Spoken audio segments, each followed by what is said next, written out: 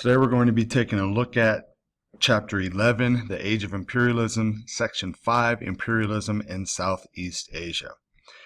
First, we're going to be focusing on the European powers invading the Pacific Rim. These are the lands of Southeast Asia which border the Pacific Ocean. Britain is going to be controlling the countries of Malaysia, Burma, and Singapore. The Netherlands will overtake Indonesia, and France will be in control of the Indochina Peninsula, which is made up of the countries Vietnam, Laos, and Cambodia. So why is this happening here?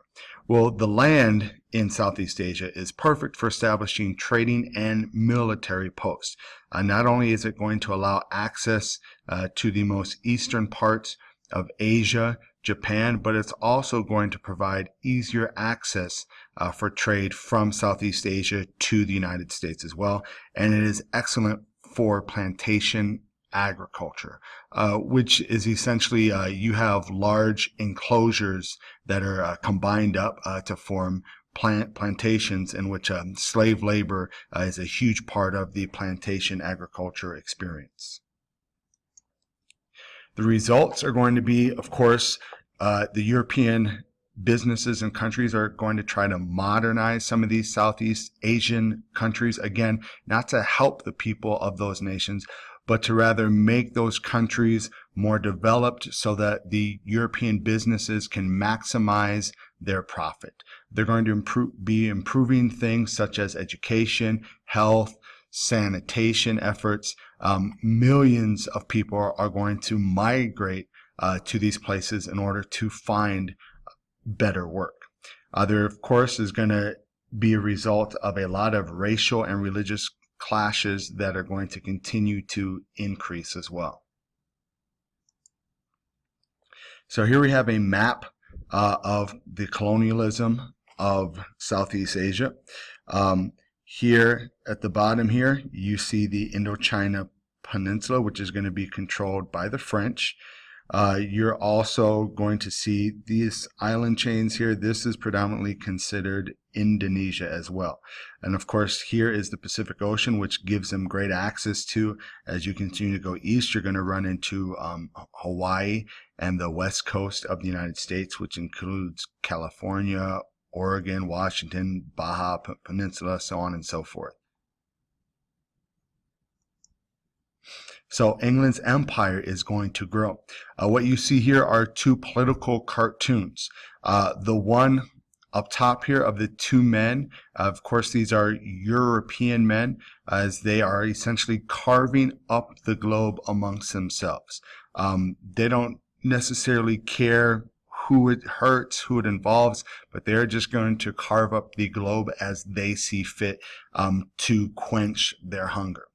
At the bottom here is another political cartoon during the age of imperialism, which is a huge octopus, which is being portrayed. The face of it is of an Englishman. If you can see, it says that it's a little front collar is labeled England. Each of the English octopus's arms are reaching out towards lands and grabbing hold of them, which is going to show that they possess these places, or they own them, or they've colonized them. An octopus of this size that is able to physically grab and control land, of course that would be considered a monster. So whoever created this political cartoon is probably under the point of view that imperialism is not a great thing, and that Great Britain was one of the biggest monsters of the imperialistic era.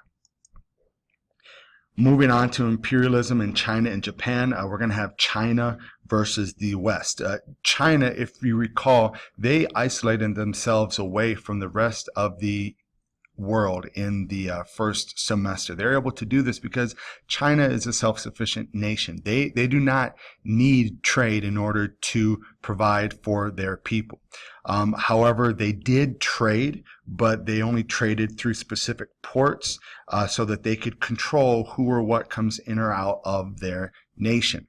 This is going to allow them to keep a favorable balance of trade. Europeans, however, were eventually able to shift the balance of trade in China, and they did this through the sale of opium.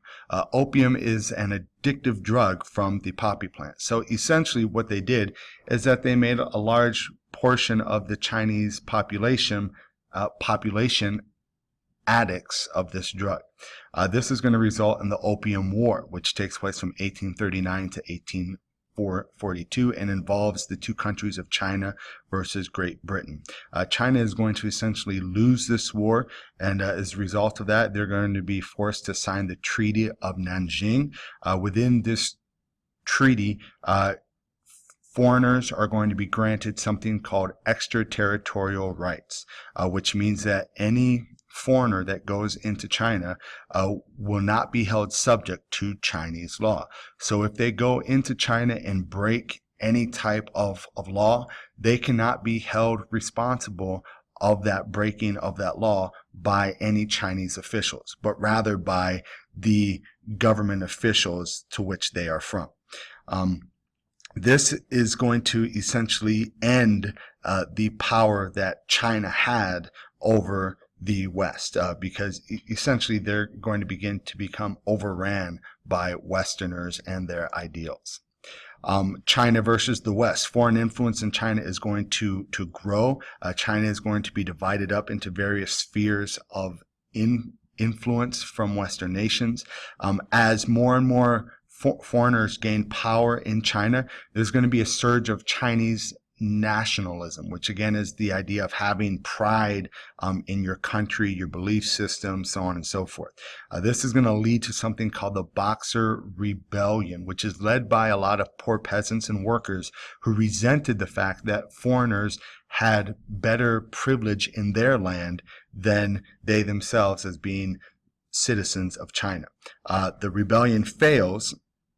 However, it does kind of jumpstart some reforms that are going to begin in China. One of which, like many other imperialized nations, China is going to come to the conclusion that in order to become self-sufficient once again, they're going to have to westernize just a little bit so that they can be on equal ground with the Europeans that are attempting to take over their land. Now, China is divided amongst their people and leadership with that idea of westernization. A lot of people wanted China to stay traditional to their belief systems and how they run things, while the other half, believed in that we need to modernize and westernize to those new Western ideas in order to get Westerners out of their land. And that's going to lead to a lot of conflict and struggle between the Chinese themselves. So here we have a political cartoon that is essentially depicting what imperialism in China is all about. It looks like here sitting at a table are some imperialist nations, probably Great Britain, Germany, this is maybe Spain, the United States, Japan. They're sitting down at a table. As you can see here, this is kind of a pizza, and on top of the pizza is the beginning to spell out the word Chinese, and they all have knives or are thinking about what part of China they are going to control, and they're only concerned with themselves. In the background here you see a large Chinese man with his hands up, almost in protest, mouth open, as if he is yelling and screaming, "Stop, stop, what about me?" And no one at the table is paying any attention to what the wants or needs of the Chinese people are. This is a great example of how imperialism went. It was all about the wants and needs of the European nations over the nations that they were taking over. Imperialism eventually will move to Japan as well. Japan, like China, were able to remain isolated from the Western world for centuries, predominantly because they are self-sufficient. One of the only main countries they traded with at the time was China. Under the Treaty of Kanagawa in 1854, Japan is going to officially end their isolation, and they are going to begin some reform movements called the Meiji Reform. This is when Japan will begin to modernize its nation beginning in 1867. Through modernization, Japan is going to be able to become more competitive with the West in a lot of their modern industries, which essentially kind of leads up to, where Japan is now. They are one of the top dogs when it comes to production in the world.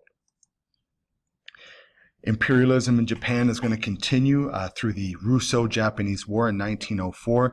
There's going to be a fight between the Russians and the Japanese, which is going to lead the result of the Treaty of Portsmouth, in which Japan, of course, loses this war. Essentially, they are going to gain some Russian land. However, Russia is going to be forced out of Korea. So they are going to lose land and win some land. The major land that they really wanted to control is the land of Korea, which, as we know, today is divided into a north and southern region. Japan's going to take control of the peninsula of Korea in 1910, and this is going to begin a long period of extreme oppression of the Korean people by the Japanese.